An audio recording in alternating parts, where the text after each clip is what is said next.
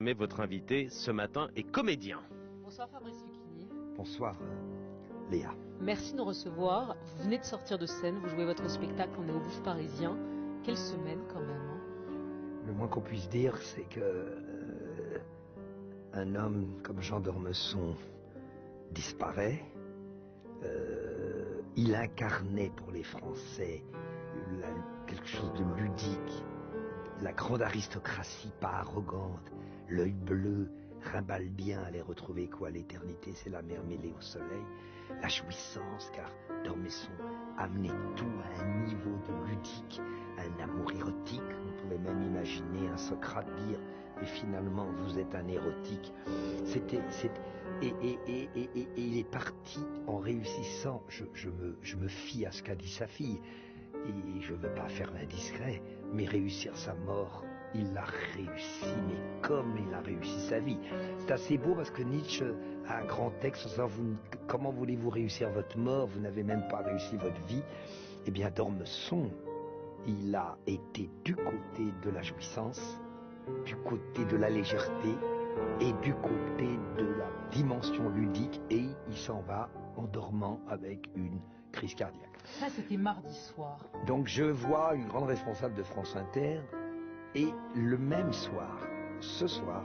Oui, parce qu'il faut dire que je vous ai enregistré pour la réaction, vous nous avez accordé votre réaction pour Jean d'Ormesson hier soir. Même équipe, même moquette rouge, même bouffe du Nord. Et dans la nuit, on apprend la mort de Johnny. Et pour moi, c'est pas réel. Alors, autant d'Ormesson, c'était bizarrement éblouissant, et là, la légende, la personne qui incarne pour la France quelque chose d'unique. Et puis mon petit Johnny à moi. La première chose qui s'impose à moi, c'est le mot simplicité. Le génie de Johnny, c'est qu'à la seconde, vous étiez à côté de lui. Il n'y a que les grandes stars, il y a quelques grands hommes politiques comme ça. À la seconde, vous étiez là. Il anéantissait toute arrogance de classe, parce que même si c'était un mec modeste, il est devenu une légende riche, puissante. Et le génie de Johnny, c'est que un jour je l'ai appelé et je lui ai dit un vers de Rimbaud. Et je lui ai dit, tu sais, comme dirait Rimbaud, il finit la phrase en disant Rimbaud, moi je suis intact et ça m'est égal. C'est une phrase de Rimbaud, très énigmatique dans les Illuminations. Moi je suis intact et ça m'est égal. Et je lui dis, tu es intact, toi, Johnny. Il dit, intact quoi? Je dis, tu es intact. C'est-à-dire que ton être, le jeune homme fragile, le jeune homme, j'ai des images quand j'allais chez lui, il y a une vingtaine d'années, il avait acheté des rôtisseries. Parce que la nuit, il achetait à Téléachat. J'aime beaucoup Téléachat parce que je peux faire des cadeaux à mes amis.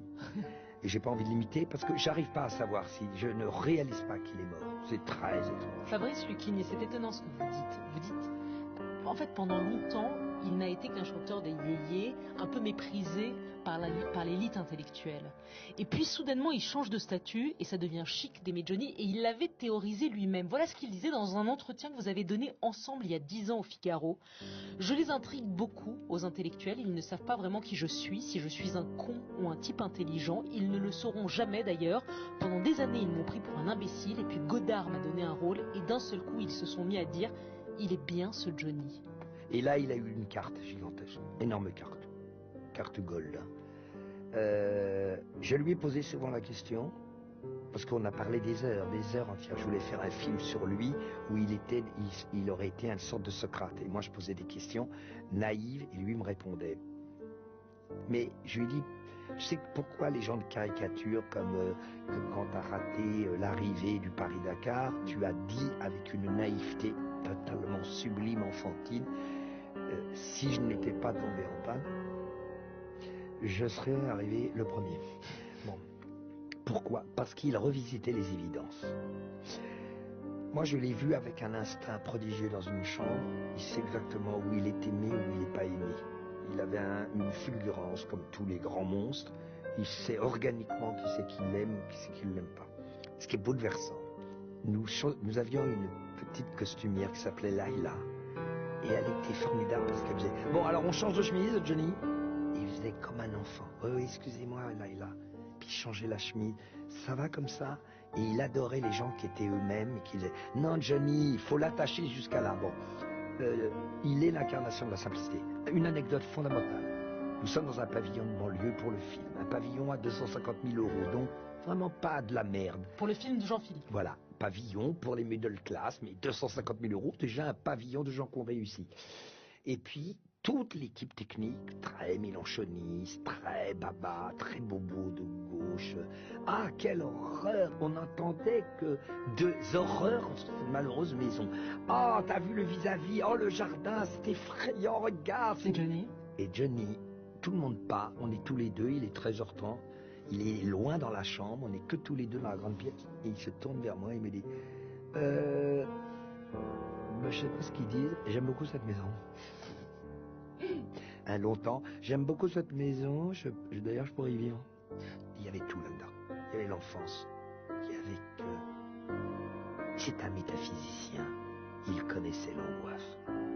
L'angoisse. Vous savez, une des plus grandes phrases de toutes, la nuit, quand je lui disais « Tu as vu les roches du film dernièrement ?» Le public de France Inter sait ce que c'est les roches, c'est toutes les images de la journée qui ne sont pas montées. Il dit quoi? J'aime pas beaucoup les roches. J'aime pas beaucoup les roches parce que... Tu vois toujours la même scène, surtout que j'ai déjà joué. C'est prodigieux. Nous tournions la dernière semaine de ce film Jean-Philippe à Quiberon et la dernière semaine était entièrement de nuit. Et pour tourner de nuit, il faut évidemment attendre la nuit. Et donc on arrivait au maquillage à 9h et un soir, Johnny s'est tourné pour me dire qu'est-ce que tu as fait pour attendre le 21h. Alors je lui ai répondu la phrase habituelle.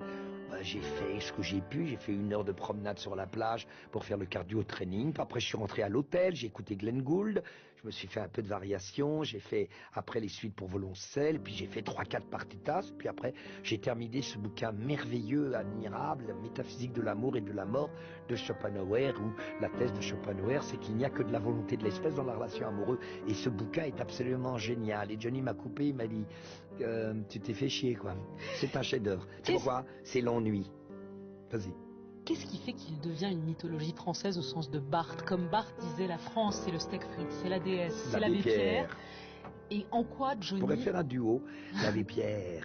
En quoi Johnny était une mythologie française? Ou est une mythologie française? Alors, je n'ai pas le génie de Roland Barthes. Je n'ai pas le...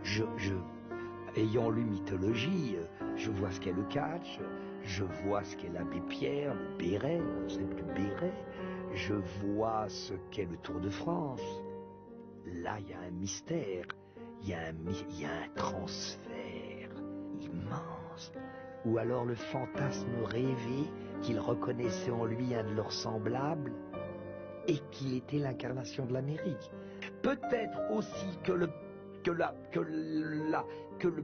public reconnaît les siens. Le public a un instinct. Il donne son amour à quelqu'un qui a une racine qui fabrique pas trop, bizarrement. On pourrait dire qu'il y a une intuition populaire, si populaire veut dire quelque chose, qui dirait qu'ils ont senti que, moi je vous le dis, la simplicité de Johnny Hallyday était immense. Quand il t'appelait, il disait toujours « Allô, c'est Johnny ?» Johnny Hallyday. Quand il voulait préciser, comme si tu connaissais un nombre de Johnny, mais infini, c'est Johnny Hallyday. Et ben voilà, je ne peux pas tout vous raconter parce que j'arrive pas à sentir qu'il est parti, je réalise pas. Merci Fabrice Lucchini pour nous avoir accordé ces quelques mots sur Johnny et sur Jean d'Ormesson. D'accord, j'espère pas demain. Grand, faut-il un hommage national pour Johnny Hallyday? Oh ben, il y en a déjà un, de fait, médiatique et populaire, mais faut-il un hommage national institutionnel? Ce serait la première fois pour un chanteur, pourquoi pas? Si Johnny est un héros français, comme le dit le président, on imagine qu'à l'Élysée, on y réfléchit, on parle d'un cortège funéraire qui descendrait les Champs-Élysées. Mais une phrase de la députée Aurore Berger intrigue. C'est comparable, dit-elle à propos de l'effet de la mort de Johnny sur les Français, c'est comparable à ce que la France avait connu pour Victor Hugo, c'est-à-dire qu'il y a une émotion qui traverse le pays. Je pense que ça va être de ce niveau-là, dit-elle.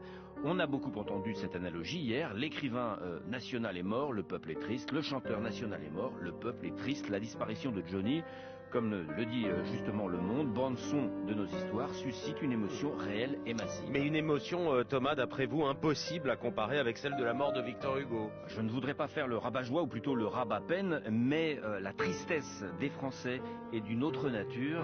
Ce 22 mai 1885, quand Hugo meurt, le peuple perd une conscience, un protecteur, celui qui aura accompagné depuis l'exil et jusqu'à cette agonie avenue Victor Hugo, déjà ainsi nommé, son émancipation républicaine et sa marche vers la liberté. Le gouvernement d'alors prit peur, dès l'annonce du décès de l'écrivain, tout le monde pensait que les obsèques pouvaient être l'occasion d'une nouvelle révolution, d'un nouveau 1848 ou d'une nouvelle commune, bref, d'une révolte contre cette société bien peu partageuse en pleine révolution industrielle.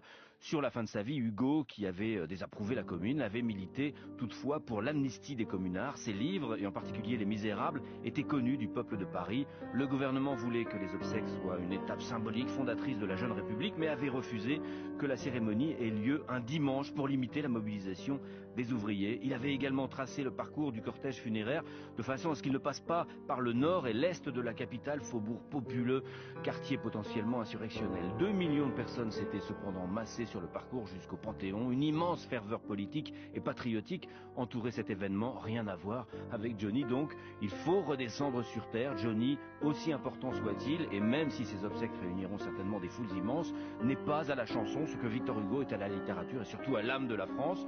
La mort de Johnny est une peine partagée par beaucoup de Français. Elle n'est pas loin de là, comme celle suscitée par la mort de Victor Hugo, constitutive de notre identité.